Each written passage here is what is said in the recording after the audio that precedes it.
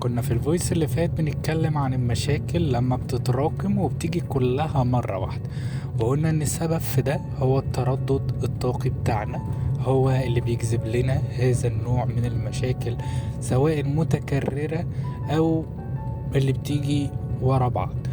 طيب، حل ده ايه؟ ان احنا نرفع التردد الطاقة بتاعنا. بمعنى ايه؟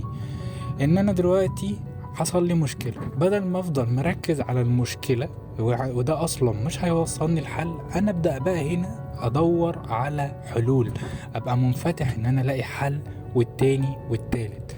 فانا في الحالة دي من حياتي الشخصية بسأل نفسي شوية اسئلة كده بسيطة جدا. بقول انا المشكلة دي جاية تعلمني ايه الدروس اللي انا محتاجة اتعلمها، ايه الكنوز، الهدايا، العطايا اللي ممكن تفيدني من الموضوع ده. وبطلق السؤال ومش بستنى اي نتيجة،